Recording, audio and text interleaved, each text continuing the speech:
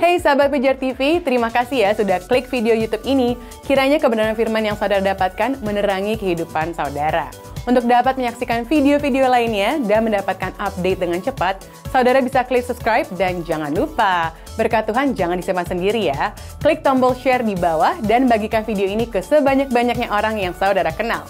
Salam terang bagi Indonesia.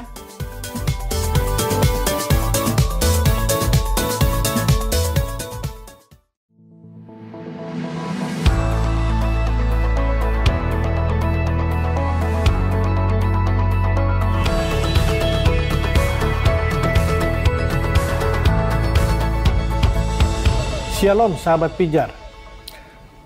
Banyak pertanyaan dari para pemirsa Pijar TV mengenai hari Sabat. Ya. Salah satunya adalah kenapa hari Sabat orang Kristen hari Minggu? Nah, untuk menjawab pertanyaan tersebut, kita harus memulainya dari sejarah hari Sabat. Kita harus mengerti kapan hari Sabat dimulai. Kepada siapa hari Sabat tersebut diperintahkan? Siapa yang memerintahkannya? Dan apa tujuan diperintahkannya hari Sabat tersebut? Nah, pertama kali Allah menetapkan hari Sabat adalah pada saat dia selesai melakukan penciptaan.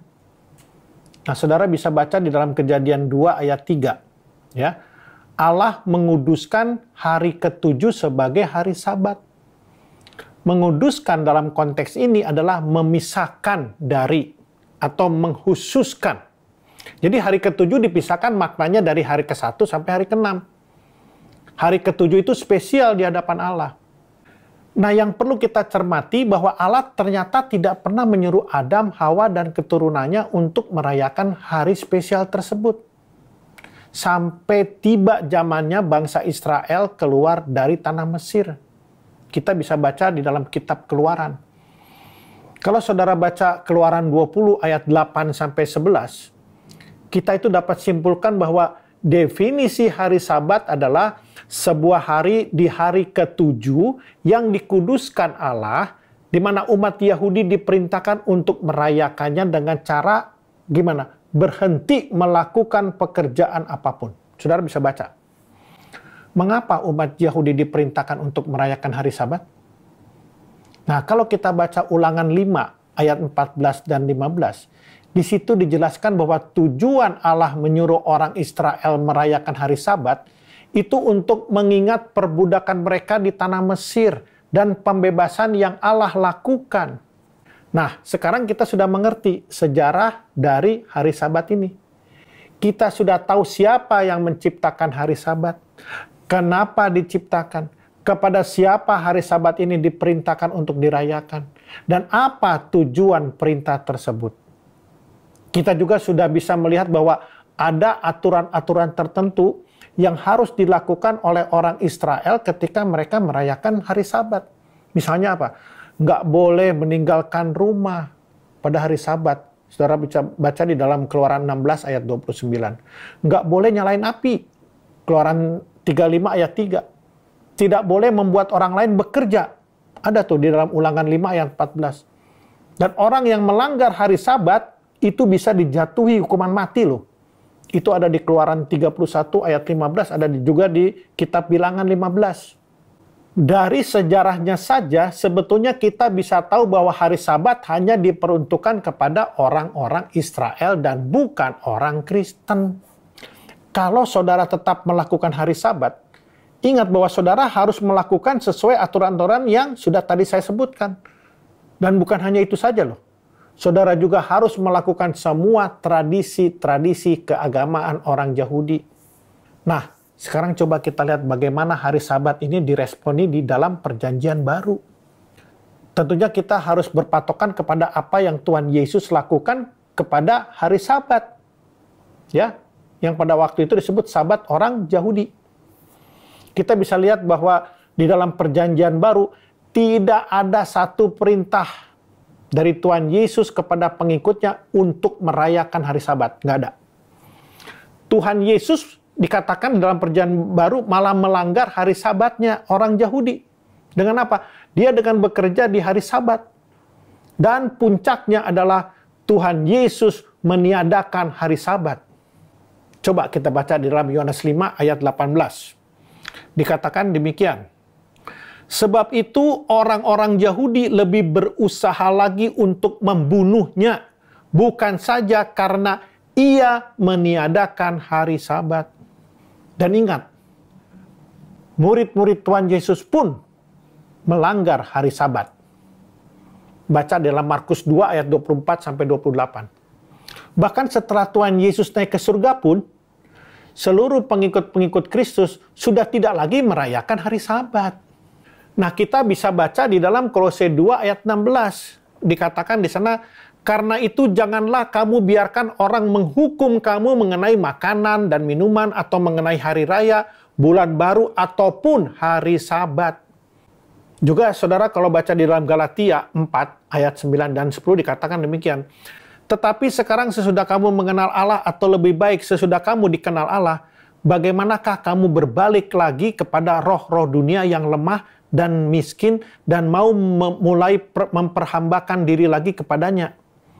Kamu dengan teliti memelihara hari-hari tertentu, bulan-bulan, masa-masa yang tetap, dan tahun-tahun. Nah, dari penjelasan saya ini kita bisa simpulkan bahwa Perjanjian Baru tidak memerintahkan umat Kristen untuk merayakan hari Sabat, karena hari Sabat hanya diperuntukkan kepada umat Yahudi. Kalau begitu, kenapa orang Kristen ke gereja hari Minggu? Jawabannya gampang. Karena orang Kristen ke gereja pada hari Minggu bukan untuk merayakan hari Sabat, melainkan untuk beribadah. Nah, pertanyaan berikutnya, kenapa orang Kristen beribadahnya hari Minggu? Apa tujuan orang Kristen beribadah hari Minggu? Kan begitu. Nah, kalau kita pelajari apa yang dilakukan oleh pengikut Kristus ya, setelah Yesus naik ke surga, yaitu mereka berkumpul bersekutu di hari pertama tiap-tiap minggu. Ya, coba kita baca di dalam Kisah 20 ayat 7. Pada hari pertama dalam minggu itu, ketika kami berkumpul untuk memecah-mecahkan roti. Ya. Dan juga mereka mengumpulkan persembahan di hari-hari pertama tiap-tiap minggu. Itu ada dalam 1 Korintus 16 ayat 2. Pada hari pertama dari tiap-tiap minggu, hendaklah kamu masing-masing sesuai dengan apa yang kamu peroleh, menyisihkan sesuatu dan menyimpannya di rumah, supaya jangan pengumpulan itu baru diadakan kalau aku datang. Padahal, kita tahu bahwa hari pertama tiap-tiap minggu adalah hari Minggu. Ya kan? Karena hari terakhir kan hari Sabat. Jadi, hari pertama satu minggu itu jatuhnya hari Minggu. Nah, inilah yang menjadi tradisi gereja mula-mula. Kenapa mereka berkumpul dan bersekutu dan membaca firman serta mengumpulkan persembahan pada hari Minggu. Sehingga tradisi ini terus dilakukan sampai hari ini oleh gereja. Gereja hari ini melakukan persekutuan di hari Minggu untuk memperingati hari kebangkitan Kristus, bukan untuk merayakan hari Sabat. Karena hari pertama pada Minggu, Tuhan Yesus bangkit. Jadi kalau ada orang yang mengatakan bahwa hari Sabat orang Kristen adalah hari Minggu, sama sekali tidak alkitabiah. Hari Sabat tetap hari Sabtu, bukan hari Minggu. Dan tidak pernah dirubah. Namun Sabat adalah bagian dari hukum Taurat Perjanjian Lama.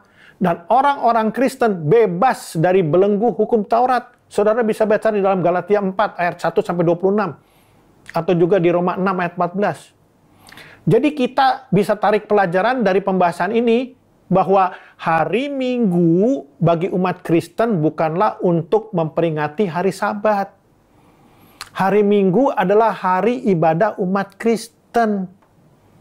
Dan ibadah umat Kristen diadakan untuk memperingati kebangkitan Tuhan Yesus. Tuhan Yesus bangkit di hari Minggu. Dan ini merupakan tradisi gereja mula-mula yang terus dianut oleh gereja sampai hari ini. Gereja menyebut hari Minggu sebagai hari kudus. Atau dalam bahasa Inggrisnya, Holy Day. Saudara terkasih, kita adalah terang bagi Indonesia. Oleh karenanya, jaga terangmu. Tuhan Yesus memberkati.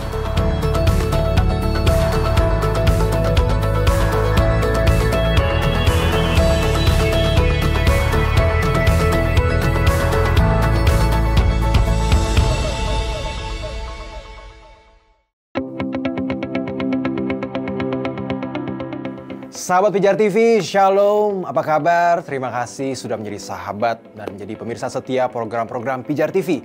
Kami sungguh rindu agar saudara bukan saja diberkati dengan menyaksikan program-program ini, tapi juga dapat berinteraksi dengan kami untuk berdiskusi dan bahkan didoakan melalui WhatsApp dan telepon yang tertera di layar kaca ini.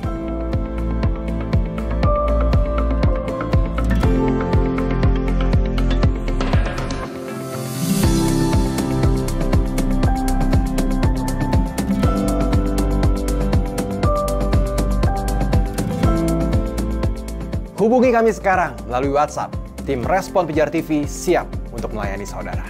God bless you.